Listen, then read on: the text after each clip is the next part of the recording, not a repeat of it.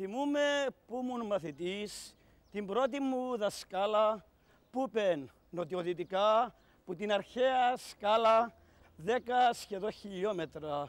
Ένα χορκόν εκτίστην και από τους πρώτους κάτοικους σαν τζίτην ευαυτίστην.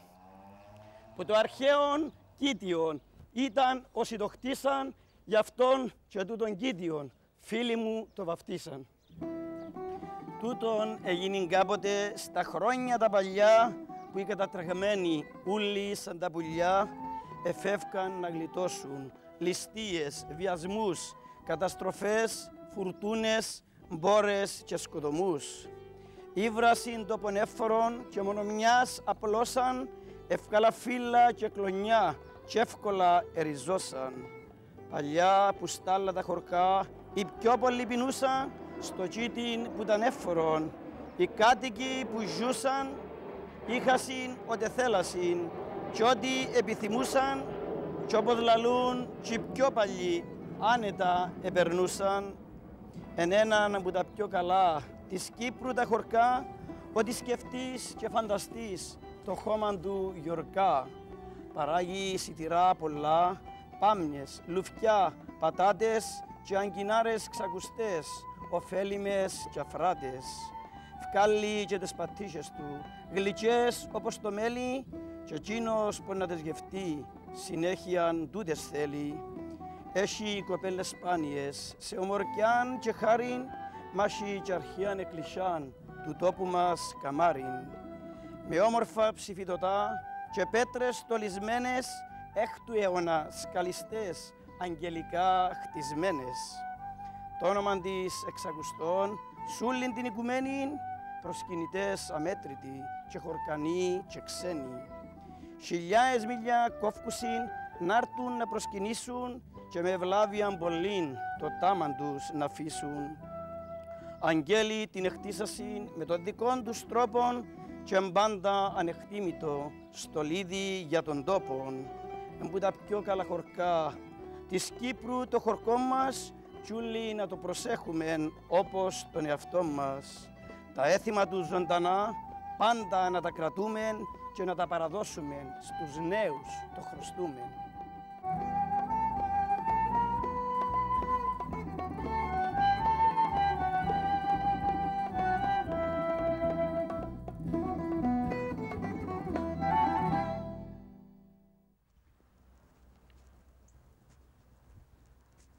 Φίλες και φίλοι, αγαπητοί τηλεθεατές, σας χαιρετούμε από το Κίτι.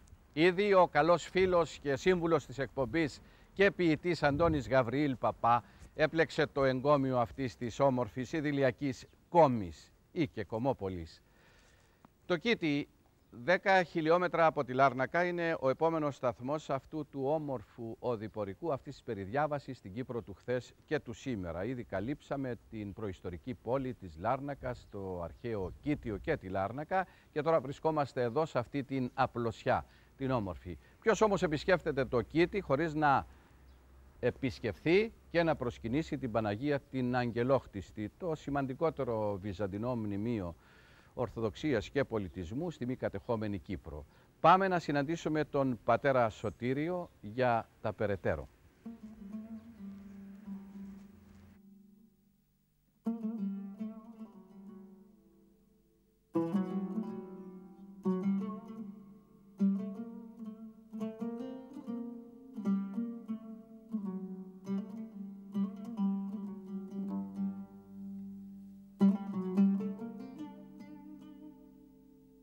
Την ευλογία σας πρώτα απ' όλα, Πάτερ Σωτηρία.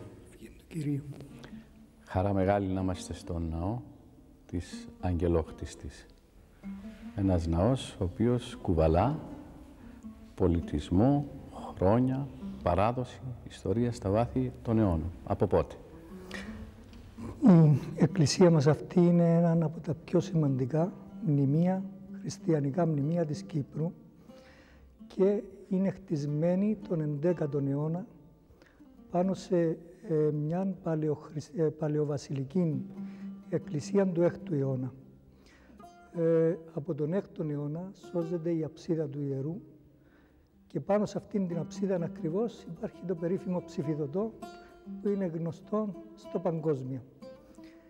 Και απλώς ιστορικά να πούμε ότι το ψηφιδωτόν αυτόν παριστάνει την Παναγία όρθια πάνω σε έναν υποπόδιο, να βαστά τον Χριστό στην αγκαλιά της και να μας δείχνει με το δεξί της χέρι τον Χριστό, γι' αυτό και λέγεται οδηγήτρια. Και δίπλα της είναι οι Αρχάγγελοι Μιχαήλ και Γαβριήλ που της προσφέρουν μια σφαίρα που συμβολίζει την ανθρωπότητα. Γύρω-γύρω υπάρχει μια διακοσμητική ταινία που έχει ζώα, έχει διάφορα λουλούδια που συμβολίζει τη ζωή και το φτερά των αγγέλων είναι φτερά παγωνιού που συμβολίζουν την αιωνιότητα. Αυτό είναι το περίφημο ψηφιδωτό που υπάρχει σε αυτόν τον ναό. Όπως τόσο όμορφα μας τα περιγράφετε, δίνεται και ένα μήνυμα στους απόδημους μας που ζουν σε όλα τα μήκη και πλάτη της οικουμένης και με αυτή τη σφαίρα λοιπόν θα μπορούσε να συμβολίζει, να σηματοδοθεί και την Παναγία των Αποδήμων. Τι λέτε γι' αυτά? Οπωσδήποτε αυτός ο ναός δείχνει την παράδοση μας, τον πολιτισμό μας, τη θρησκεία μας, δείχνει ότι εμείς οι χριστιανοί μαστούμε τις παραδόσεις μας και τη θρησκεία μας ανώθευτες από τα πρώτα χριστιανικά χρόνια και είναι σημαντικό ιδιαίτερα και για τους αποδήμους, γιατί οι απόδημοι συνεχίζουν αυτές τις παραδόσεις και τη θρησκεία μας στο μέρος όπου βρίσκονται και πρέπει να είναι περήφανοι γιατί έχουμε εμείς στην Κύπρο αυτά τα μνημεία τα οποία οπωσδήποτε θα διαφημίζουν, θα λέγουν το ιστορικό αυτό. Είναι και ήδη ως πρέσβης, έτσι. Είναι πρέσβης της Κύπρου στους ξένους τόπους. Και βρίσκεται σε λειτουργία ο ναός, έτσι. Ο ναός αυτός είναι σε λειτουργία και γι' αυτό είμαστε περήφανοι, γιατί λειτουργεί αυτός σαν ναός εδώ και 1400 χρόνια. Πότε μνημονεύετε, πότε γιορτάζετε? Γίνεται η μεγάλη πανήγυρη σε αυτόν τον ναό, γίνεται στις 15 Αυγούστου και είναι μια από τις μεγάλες πανηγύρες που είναι και μια παράδοση πάλι του τόπου μας.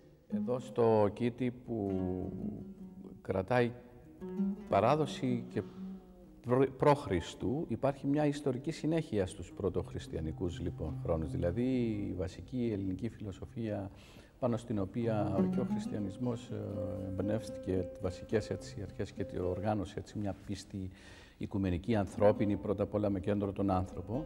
Εδώ φαίνεται ότι πατάμε σε γερά θεμέλια και βάσεις πολύ στέρεες, Πάτερ. Οπωσδήποτε, ο ναός αυτός δείχνει και την ιστορία της Κύπρου.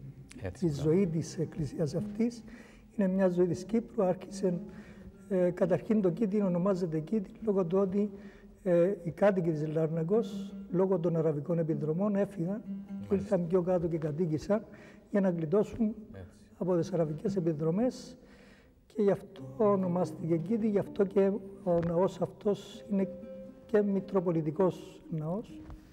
Ήταν μητροπολιτικός ναός. Είναι ωραίο αυτό που λέτε και έχει ενδιαφέρον αυτή η συνέχεια, η ιστορική συνέχεια, αλλά και η μετοίκηση που είναι δίπλα, ουσιαστικά πιο προστατευμένη ίσως εδώ πέρα. Ήταν πιο προστατευμένη εκείνον τον καιρό. Η ιστορία της εκκλησίας αυτής αρχίζει από τα πρώτα βυζαντινά χρόνια. Επεκτείνεται η εκκλησία τον 11ο αιώνα και μετά συνεχίζει με τους Φράγκους. Έχουμε και το λατινικό παρεκκλήσι, το οποίο έκτισαν οι Φράγκοι μετά όταν κατέλαβαν την Κύπρο. Και είναι 14ο αιώνας. Δηλαδή είναι 6ο, 11ο και 14ο το λατινικό παρεκκλήσι. Είναι μαρτυρία παρουσίας πέρα από... Ναι, ακριβώς.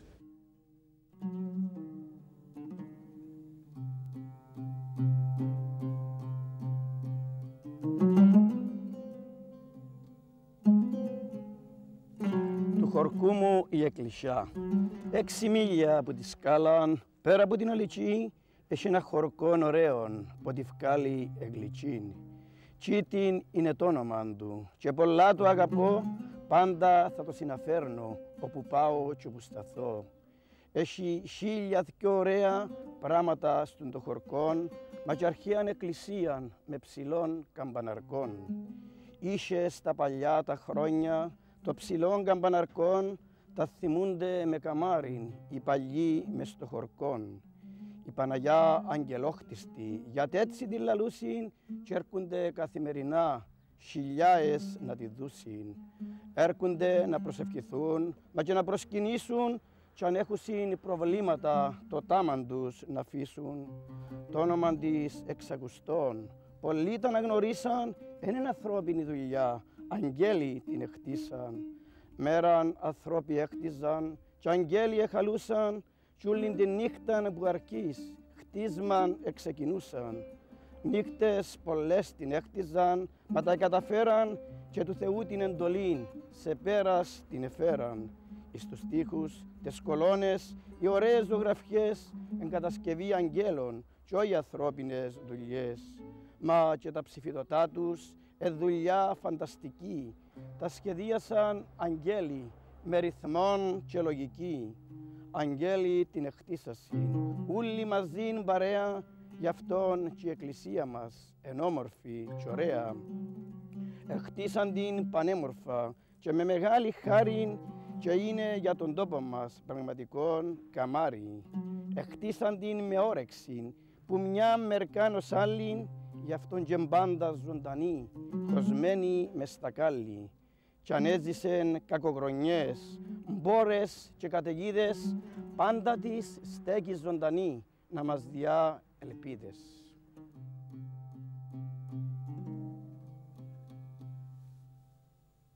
Η Εκκλησία της Παναγίας της Αγγελόχτιστης, όπως υποδηλώνει η ονομασία της, χτίστηκε σύμφωνα με τη λαϊκή παράδοση από αγγέλους και είναι μοναδική για δύο λόγους.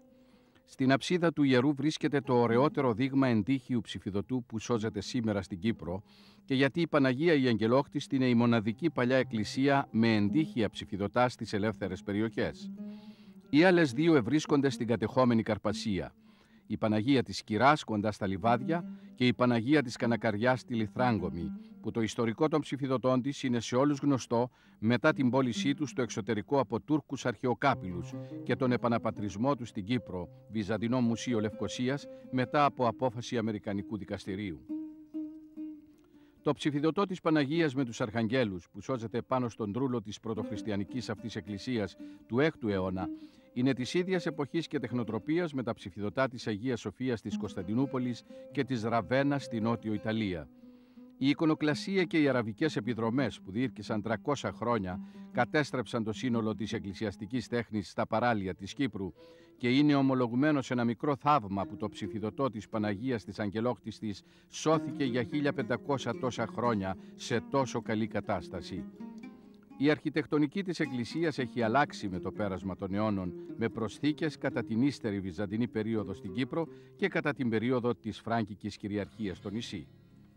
Πριν από μερικά χρόνια, στην προσπάθεια συντήρησης της φορητής εικόνας της Παναγίας του Εικονοστασίου δεξιά από την Ιερή Πύλη, ο συντηρητής ανακάλυψε κάτω από τη ζωγραφική του 18ου αιώνα παλαιότερη εικόνα του 10ου έως 11ου αιώνα μετά Χριστόν, με μια μοναδική παράσταση. Μαζί με την Παναγία απεικονίζεται και ο Άγιος Λάζαρος στα δεξιά της και ο Ευαγγελιστής Λουκάς στα αριστερά. Αυτή η απεικόνιση επιβεβαιώνει την αγιορείτικη παράδοση που θέλει την Παναγία να έχει έρθει στο Κήτιο και να παραμείνει για ένα περίπου χρόνο, φέρνοντας τον Άγιο Λάζαρο, τον αγαπητό φίλο της οικογένειας του Χριστού, συγκεκριμένα ιερατικά δώρα, τα οποία ο Άγιος θα φορεί στην απεικόνιση.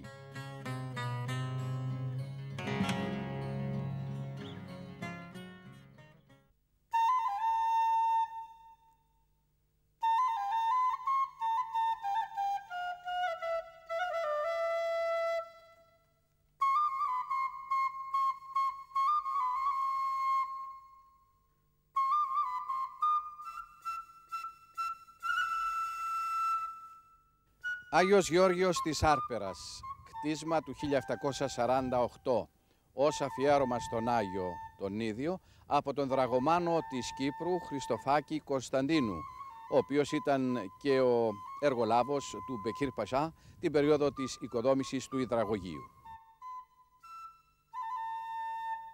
Ο Χριστοφάκης